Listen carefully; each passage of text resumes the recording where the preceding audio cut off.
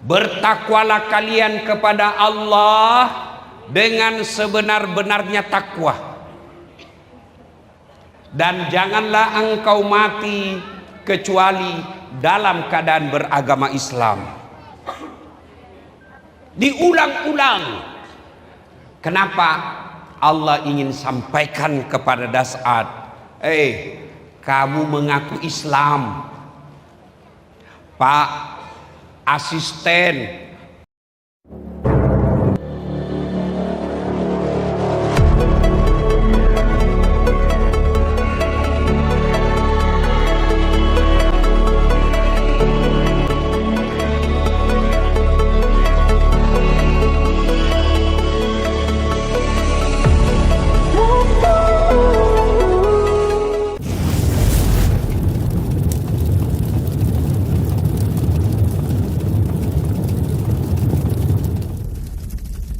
ini, seandainya mau pil caleg, penuh caleg di tempat ini. Tapi karena sudah selesai, saya tidak dengar ada anggota dewan yang hadir. Pil caleg, legislatif, ada anggota dewan yang hadir? Ada? Tidak ada yang hadir, Pak. Allah karim. Padahal waktu mau dipulih siap jungkir balik untuk rakyat. Tidak ada yang hadir. Sekali sudah terpilih, wih, hilang lagi semua. Ada begitu di sini? Ada begitu di sini? Kau salah, kenapa kau pilih? Iya, dan kamu pilih karena wani piro. Ya, jangan Islam seperti itu. Islamlah secara benar, dan janganlah engkau ikuti langkah-langkah setan, karena sesungguhnya setan itu musuh yang nyata bagi kalian. Musuh kalian bukan polisi, musuh kalian bukan tentara, musuh kalian bukan aparat, musuh kalian kata Allah setan. Di mana setan musuh yang nyata bagi kalian? Adik-adik, jangan kau musuhi polisi. Pernah enggak kamu bayangkan bagaimana seandainya tidak ada polisi di Indonesia? Rumahmu dirampok, siapa kau cari? Polisi. Adik-adik, motormu hilang, siapa kau lapor? Polisi. Ibu-ibu hilang suamimu, siapa kau cari? Jangan cari polisi, suamimu lah kau cari. Iya. Maka jangan musuhi polisi. Polisi juga jangan musuhi ulama. Kenapa? Karena kalau kau mati, siapa yang bungkus kamu? Maka yang baik, polisi lindungi ulama, ulama doakan polisi, sama-sama kita jaga Bangka Belitung.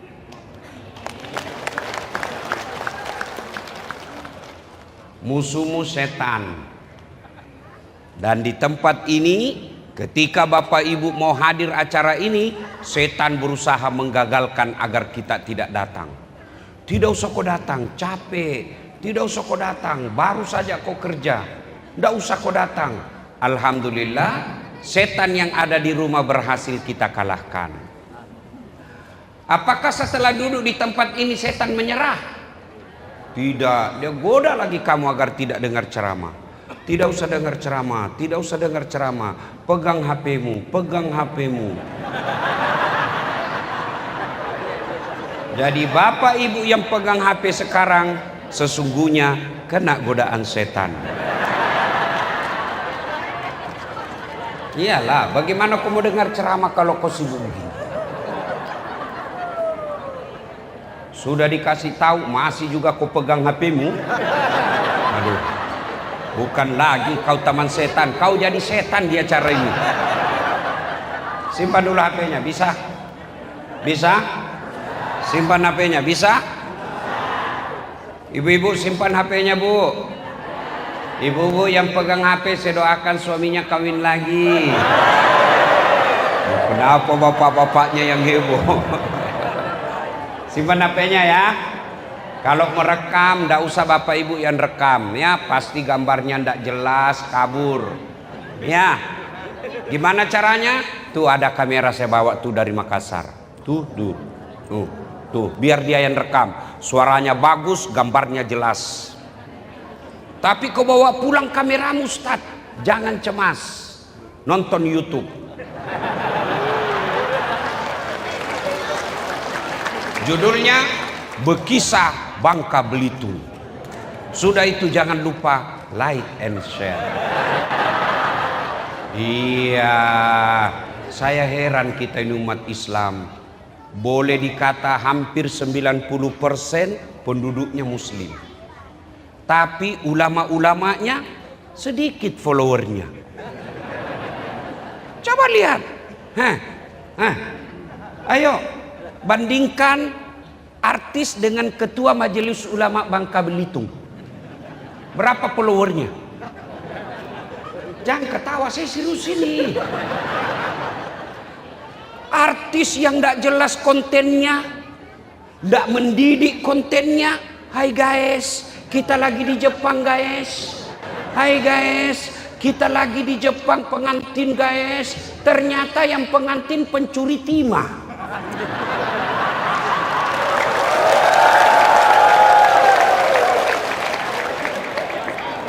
Itu yang kau follow. Saya heran, apa kontennya itu artis yang kamu lihat? Habis amalmu, kelihatan dadanya, kelihatan pahanya, goyang ladinya, teng teng, dung dung teng teng teng. Apa kau dapat? Kau cuma dikasih lihat pahanya, kau juga ndak dikasih pegang.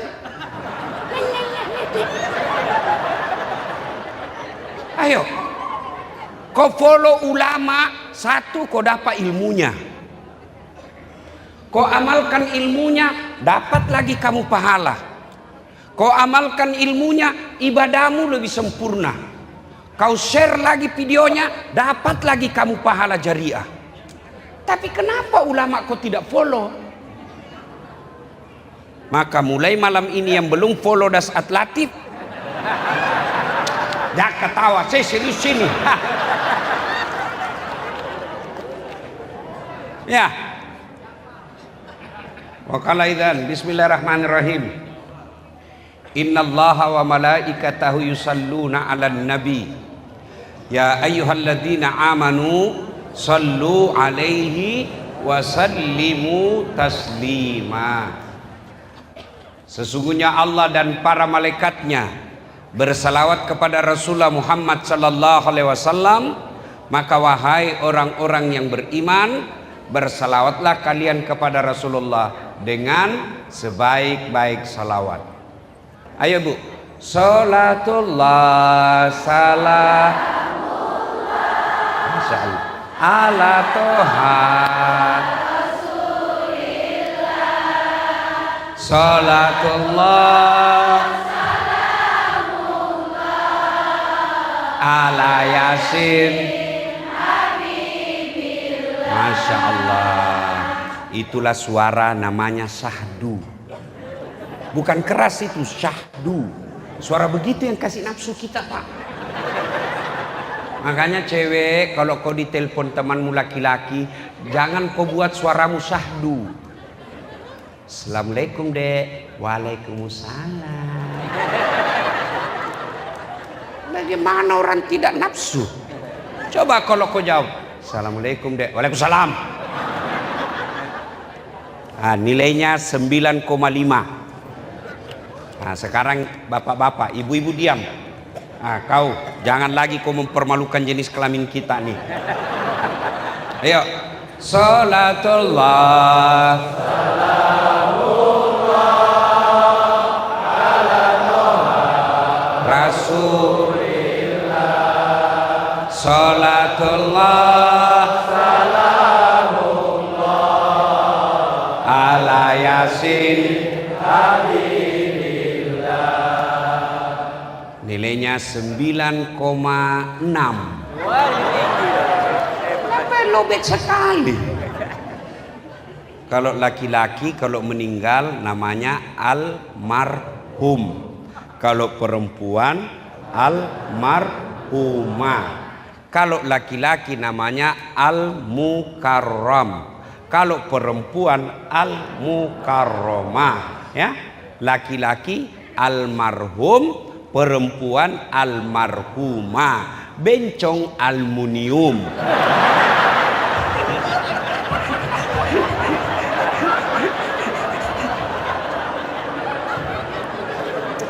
Kau diam dulu, kau diam ya. Kau diam. Diam semua. Laki perempuan diam. Kita dengar ini bapak-bapak di depan. Yang mewakili Pak Gubernur dan Pak Bupati. Kau tengok dia mereka salawat. Ayo Pak, jangan mempermalukan pejabat. Ya. Salatul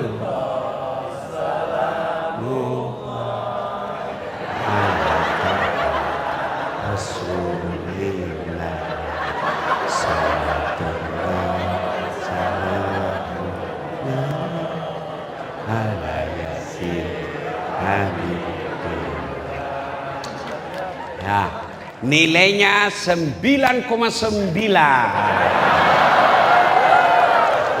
Beliau yang ngundang saya. Pak Romi yang ngundang kita, Bank Indonesia. Masya Allah. Bank Indonesia itu Bapak Ibu bukan simpan duitnya rakyat, nggak buka rekening. Tapi beliau, Bank Indonesia ini yang memberikan regulasi dan mengawasi bank.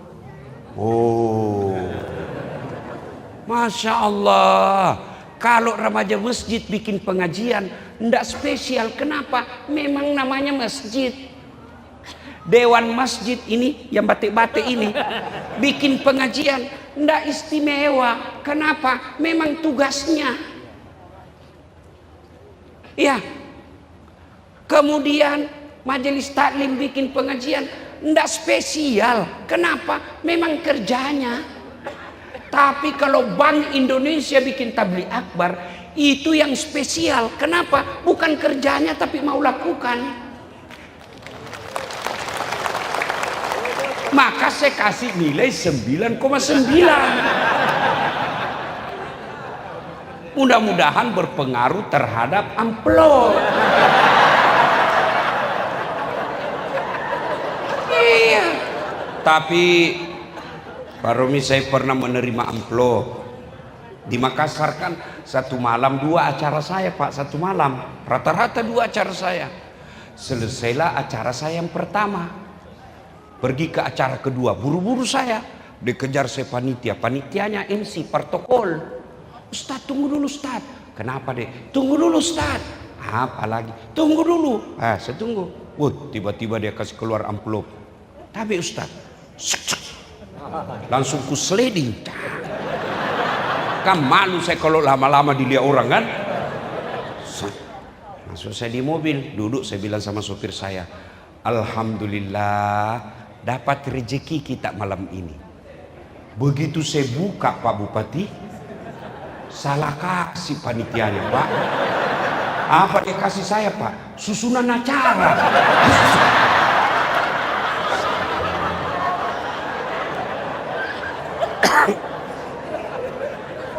Ketawa betul kalau Ustadz musial. Ayo rame-rame sama-sama kita. Yuk. Salatullah salamullah ala toha rasulillah. Salatullah salamullah ala yasin tawassalna bi bismillah wa bil hadi rasulillah wa kulli mujahidillah bi ahlil bi ahlil badri ya Allah. terima kasih. Ibu bapak, saudara-saudara sekalian teristimewa yang kita hormati, yang mewakili Bapak Gubernur. Bapak ini luar biasa, bisa mewakili gubernur. Sementara gubernur tidak bisa wakili Bapak. Itulah hebatnya Bapak, Masya Allah ya. Cuma nama saya tadi dia lupa. Masya Allah ya. Yang saya hormati pula semua yang disebut oleh MC tadi. Nah, sudah saya wakili semua Pak, karena kalau saya sebut semua Pak habis waktu. Dan juga sejujurnya saya tidak tahu namanya Bapak. Maka semua yang disebut tadi MC saya hormati juga seperti penghormatan kepada Bapak mewakili gubernur. Selesai. Nah, tuan-tuan yang saya hormati, ada satu ayat dari semua isi Quran. Ayat ini selalu diulang-ulang kalau khutbah Jumat. Kalau ada sesuatu diulang-ulang pasti penting, ya kan? Bapak-bapak masih ingat waktu Covid? Masih ingat waktu Covid? Ada enggak pengumuman diulang-ulang? Waktu Covid apa pengumuman selalu diulang-ulang? Apa? Pakai masker. Di masjid, di kantor pemerintah, di pasar, pakai masker, pakai masker. Tiap hari diulang-ulang, pakai masker. Kenapa? Penting. Sekarang masih ada? Masih ada pengumuman pakai masker? Tidak. Kenapa? Sudah tidak penting. Ayat ini dari sejak Nabi sampai 1400 setelahnya masih dibaca terus Jumat. Kenapa? Pasti penting. Ya ayyuhalladzina amanu taqullaha haqqa tuqatih wa la tamutunna illa wa antum muslimun. Wahai orang-orang yang beriman, bertakwalah kalian kepada Allah dengan sebenar-benarnya takwa, dan janganlah engkau mati kecuali dalam keadaan beragama Islam. Diulang-ulang. Kenapa? Allah ingin sampaikan kepada Das'ad, kamu mengaku Islam, Pak Asisten, Pak Bupati yang mewakili Bupati, sedulur-sedulur Bapak Ibu sekalian, tuan-tuan, puan-puan, kamu mengaku Islam, tapi belum tentu kau bisa bawa Islammu mati. Ayat ini Allah ingin katakan, banyak kalian mengaku Islam tapi bisa matimu kafir. Insya Allah kita tidak akan mati dalam keadaan berzina. Dia ke Jakarta tugas pakai SPJ, dibayarkan pesawatnya PP oleh negara, sampai di Jakarta dia pesan cewek, makan obat kuat. Kalau makan obat kuat berarti dia paksa dirinya kuat. Tuk, tuk, tuk, tuk, tuk. Kena serangan jantung, mati kafir dia, lagi berzina mati. Anak muda mabuk pils koplo atau racun tikus campur lem tikus kok campur, apa ndak lebih beleng-beleng kok dari tikus?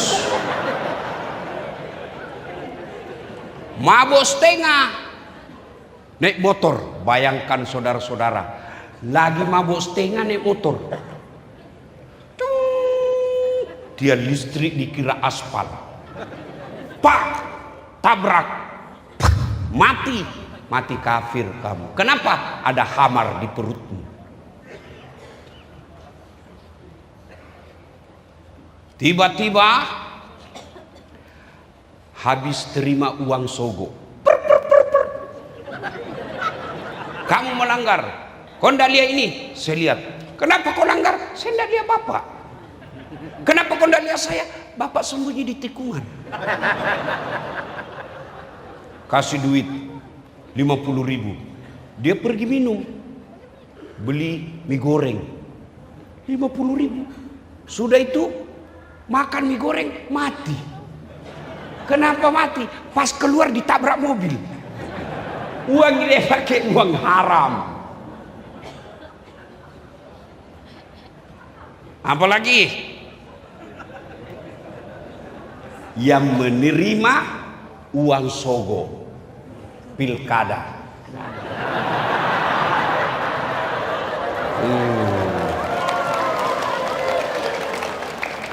Bos, kalau koruptor 50 miliar, 70 miliar, 100 miliar masuk neraka, masih akal bos, masih masuk akal. Kenapa?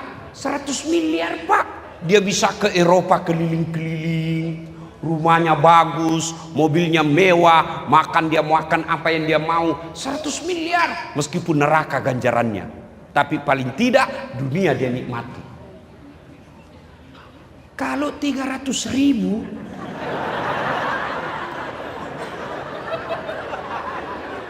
300.000 pak, kau coblos gara-gara itu dan kau makan, masuk neraka, rasanya ndak masuk akal pak. Kau ketawa, nah kau semua pelakunya. Pilcaleg pilkada kemarin pak, itulah pesta demokrasi paling jahat sejahat-jahatnya. Bukan cuma calon yang jahat, kalian masyarakat juga jahat. Kau peras calegmu. Nah biar semua calon legislatif, calon kepala daerah, dia siapkan duitnya sampai puluhan miliar. Kalau ndak ada yang mau disogok, ndak mempan. Biar semua caleg mau sogok, rakyat tidak ada yang terima, ndak mempan sogoknya. Biar masyarakat mau terima uang sogok, mau semua mana sogok, tapi semua calon tidak ada menyogok, ndak jalan sogok. Tapi ini ketemu, satu yang mau, satu yang terima. Makanya jangan heran malam seperti ini ndak ada anggota DPR-mu yang hadir. Kenapa? Dia bilang saya sudah bayar kamu. Mestinya mereka hadir supaya dia tahu apa sih aspirasinya Bangka Belitung. Oh, mereka mau ekonomi syariah. Setelah masyarakat senang ekonomi syariah, anggota DPR respon dong. Apa responnya? Kau bikin perda yang memudahkan masyarakat menikmati ekonomi syariah. Bos, dengar baik-baik ini pak. Kalau kita terima itu sogo 300.000, 500.000, itu sama artinya orang yang baik agamanya tertutup peluangnya, orang yang bagus akhlaknya, orang yang cerdas, orang yang jujur, orang yang bisa dipercaya, tertutup peluangnya jadi pejabat karena tidak mau menyogok. Coba kalau kalian semua masyarakat tidak mau disogok, maka biar anak petani bisa jadi anggota DPR. Biar dia anak buruh bisa jadi anggota DPR kalau memang dipercaya. Tapi karena sekarang jadi anggota DPR harus wani piro, lihatlah anggota DPR-mu kualitasnya sekarang. Lihat bupatimu, wali kotamu sekarang. Belum satu bulan sudah dilantik, bertengkar antara bupati dengan wakilnya, bahkan saling lapor ke polisi. Itu karena kalian mau makan sogo. Nah ini yang diinginkan oleh Berskisah, supaya kamu jangan makan uang sogo. Ini maknanya, ini jangan makan uang sogo. Kalian juga jangan pejabat, jangan sogok rakyat.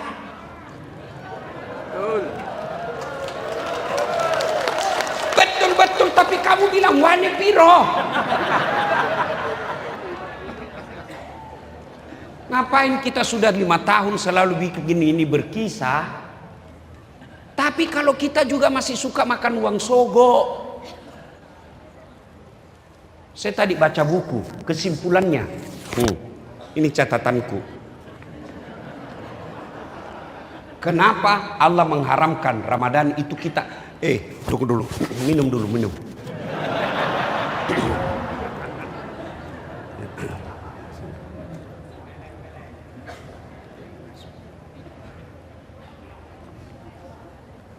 Doakan saya Pak, suara saya sudah mulai masalah. Bayangkan kalau sehari kita ceramah kita 3-4 kali sehari. Dan itu kalau ustadz menyanyi kan konser tunggal. Beda kalau penyanyi kan dia ada yang pegang gitar, ada yang pegang rebana, ada yang ten, ada yang cicut. Kalau kita sendiri Pak, kalau penyanyi tidak bisa ditarik suaranya.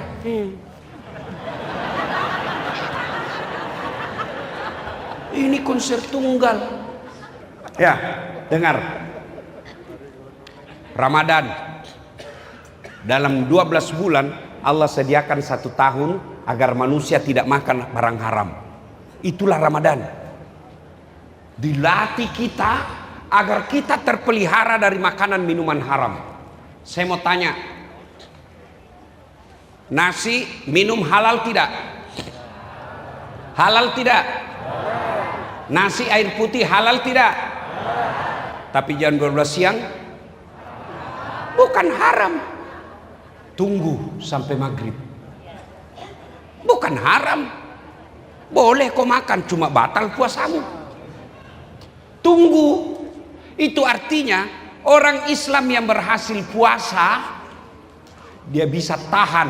Jangankan dari haram, nasi saja yang halal dia bisa tahan. Air saja yang halal dia bisa tahan. Artinya orang yang sukses puasanya, dia mampu tahan dirinya dari uang haram.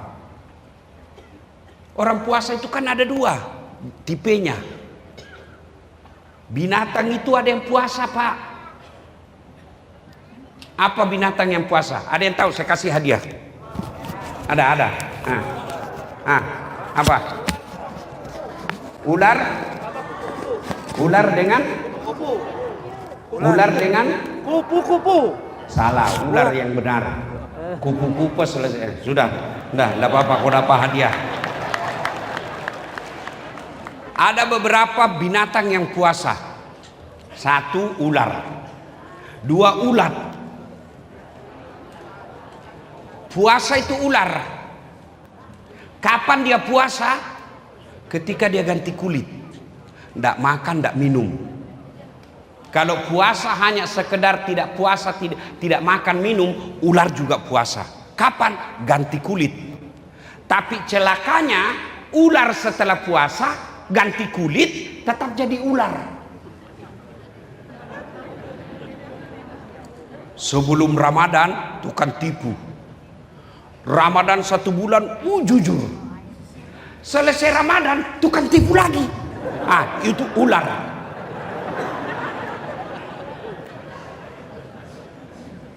Sebelum Ramadan kelihatan auratnya, nggak pakai jilbab.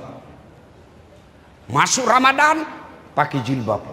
Keluar Ramadan buka lagi, ular. Namanya ular berbisa.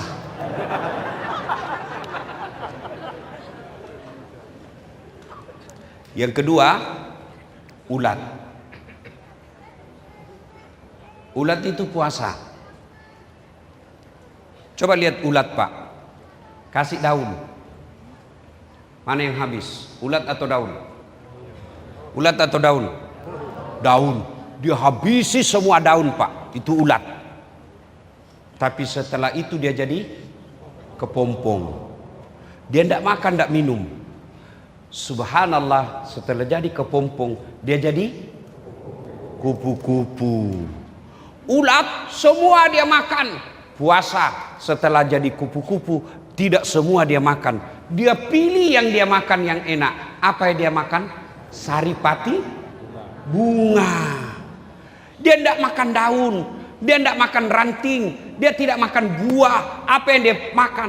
Dia hisap saripati bunga, yang terbaik dari dalam bunga. Dan setelah itu hebatnya, kupu-kupu dia ambil, dia tidak rusak itu bunga. Malah apa? Dia kembali pindah ke bunga lain.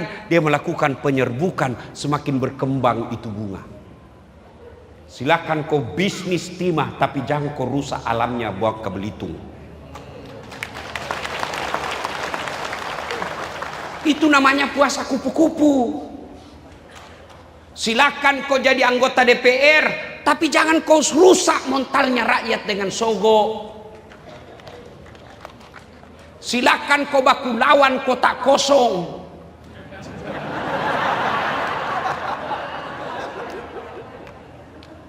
Tapi jangan sogok menyogok. Itu disebut puasa. Dia isap saripati bunga, tapi dia tidak rusak lingkungannya. Begitu meskinya itu yang namanya syariah. Setelah itu puasa, maka lahirlah insan yang bertakwa. Nah, kenapa agama kita sangat memperhatikan soal halal haram yang masuk di perut ini? Ini hasil bacaan saya. 1. Ternyata makanan halal itu menenteramkan hati. Contoh, korupsi. Diambil uang. Setelah pensiun, tidak bisa tenang dia, Pak. Tidak bisa tenang. Kenapa? Biar ada mobil ambulans lewat, dia kira polisi mau masuk rumahnya. Iya, Pak. Sudah selesai pensiun, tidak bisa tenang perasaannya. Selalu takut nanti ketahuan korupsinya. Ketentraman. Maka kalau bapak mau tentram hatinya, jangan riba. Wa ahallallahu bai'a wa harramar riba. Allah halalkan jual beli, Allah haramkan riba. Bagaimana bunga bank konvensional?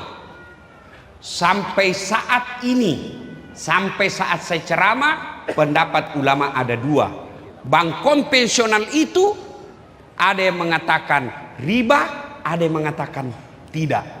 Selesai, jangan aku ribut. Tapi Ustadz, saya lihat hadir di Bank Mandiri ceramah dan menggunakan lipin misalnya. Saya menabung bukan kejar bunga, tapi untuk memudahkan hidup saya. Kenapa? Karena sekarang mana bisa hidup tanpa berinteraksi dengan bank. Itulah pendapat ulama yang mengatakan halal. Orang yang suka barang-barang haram tidak tentram jiwanya.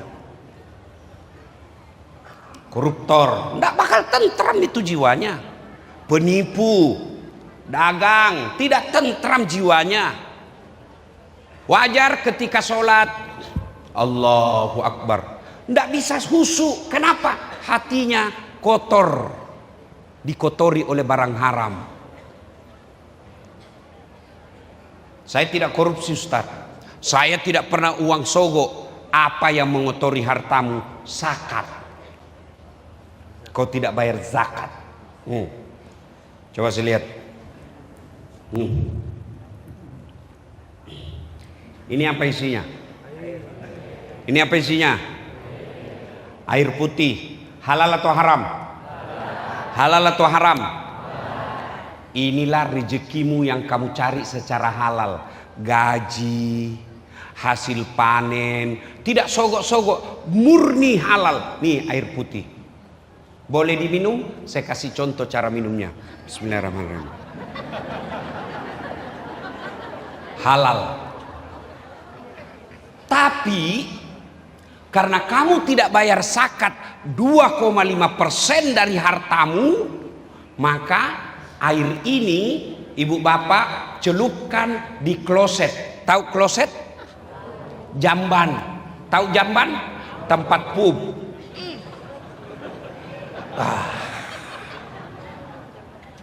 Celupkan jari-jarimu ke kloset, tidak usah yang ada kuningnya, putih. Celupkan, lalu masukkan 1 tetes di sini. Kira-kira kau masuk mau minum? Masih mau minum? Itulah zakatmu yang kau tidak bayar 1 tetes, 2,5% yang tidak kau bayar, akhirnya mengotori semua hartamu, airmu yang 1 gelas. Bayar zakat.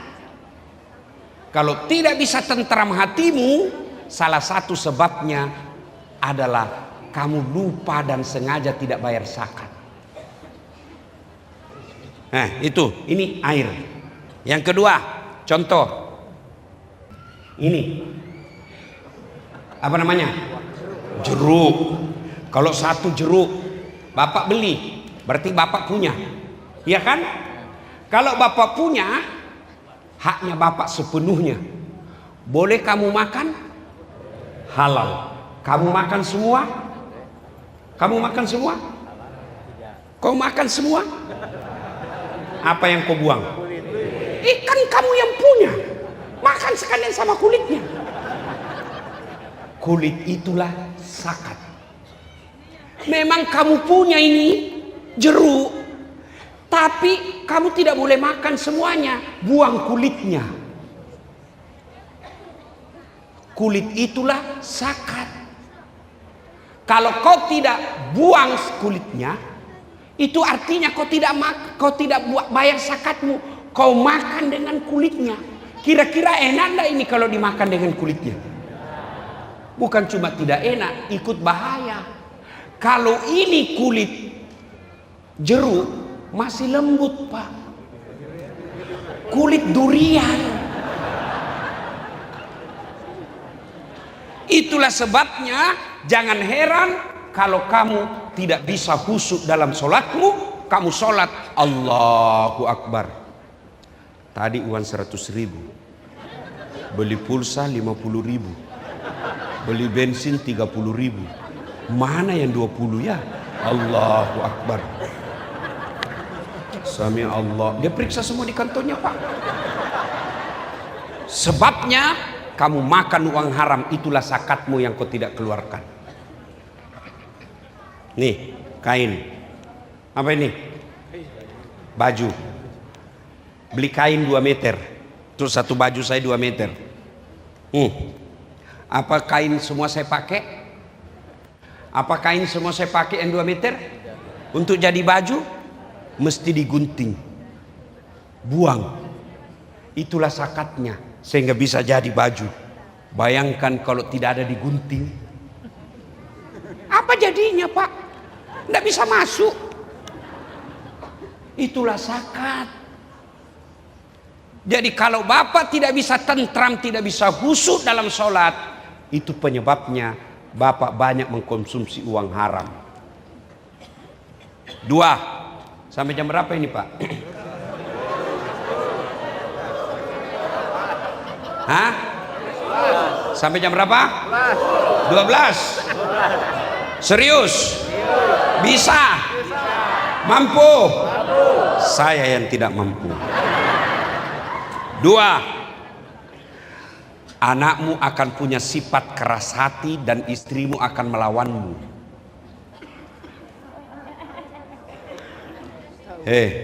Pak, kalau istrimu di rumah lebih hebat pengawasannya daripada Satpol PP, lebih hebat ngomelnya, itu karena uang haram kau kasih makan sehingga hatinya keras.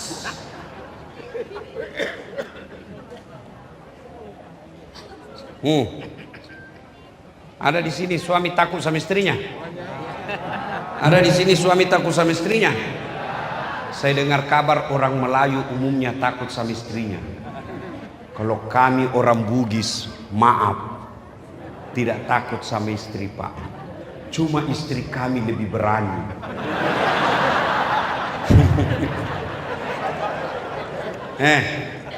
Pak, Bu, Bu, maka istri yang baik ikut menjaga rumah tangganya dari uang haram.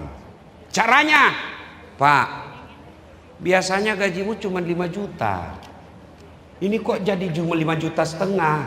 Dari mana ini setengah? Halal tidak? Kalau halal masuk, haram maaf, saya tidak mau terima uang haram.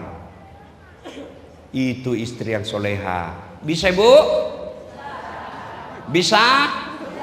500.000 bisa, 50 juta. Langsung gue bilang sebentar urusan halal Pak. Ya, ini banyak orang anaknya jahat gara orang tuanya suka kasih makan uang haram. Coba lihat itu anak-anak pejabat yang korup. Anaknya itu kepala batu. Coba lihat Pak. Bandingkan anak-anak guru ngaji yang gajinya kasihan betul-betul halal penghasilannya. Kau hina di kampungmu, ternyata 20 tahun yang akan datang anaknya yang membuat orang tuanya jadi mulia. Jangan terlalu cemas isi perutnya anak Pak. Allah sudah jamin rezekinya. Jangan menghalalkan segala cara soal cari rezeki. Kenapa? Biar kepala jadi kaki, kaki jadi kepala. Kalau bukan rezekimu tidak masuk ke rekeningmu. Jangan cemas soal isi perut anak. Sampai detik ini tidak ada di Bangka Belitung mati kelaparan anaknya. Tapi mati karena narkoba, mati karena tawuran, mati karena balap liar, banyak. Jangan cemas soal rezeki Pak, Allah yang ngatur. Mau bukti? Tahu cicak? Tahu cicak? Apa dia makan itu cicak Pak? Nyamuk. Nggak masuk akal toh. Mana bisa cicak makan nyamuk? Nyamuk terbang, cicak di dinding. Mak di mana mau ketemu? Nggak ada bandaranya. Tapi Allah Maha Penyayang. Apa kata lagu waktu kecil? Cicak-cicak di dinding, diam-diam merayap. Diam-diam aja merayap. Datang seekor nyamuk, nyamuk yang datang. Tidak dibilang lagu, cicak lompat ke nyamuk.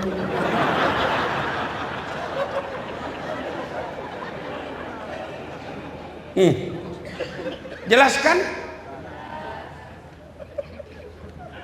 Wih, anak-anak sekarang Pak mengerikan.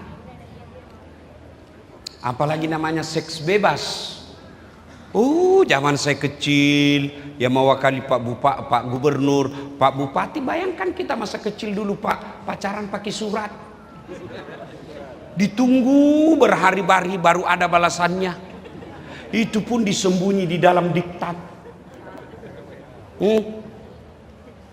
Ketemu, pegang tangan aja sudah rezeki luar biasa Pak.